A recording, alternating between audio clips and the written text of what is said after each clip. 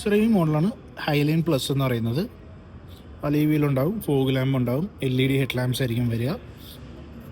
DRL വരുന്നുണ്ട്, Chrome elements എല്ലാം ഉണ്ടാവും.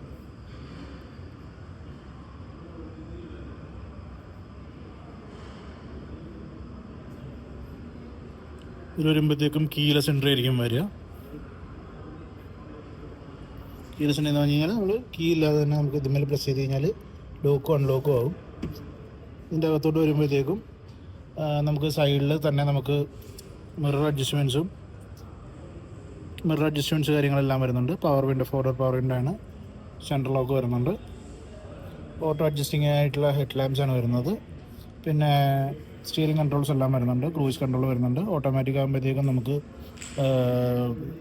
പെഡൽ ഷിഫ്റ്റ് കാര്യങ്ങളെല്ലാം വരും. പിന്നെ 10 ഇഞ്ചിൻ്റെ ഡിസ്പ്ലേ ആണ്. പിന്നെ ഇങ്ങോട്ട് വരാൻ നേരത്ത് നമുക്ക് AC എല്ലാം ടച്ചാണ് വരുന്നത്. കൂൾഡ് ഗ്ലോ ബോക്സ് ആണ് വരുന്നത്. ഡിജിറ്റൽ ക്ലസ്റ്റർ ആയിരിക്കും വരിക. പുഷ് ബട്ടൺ സ്റ്റാർട്ട് വരുന്നുണ്ട്.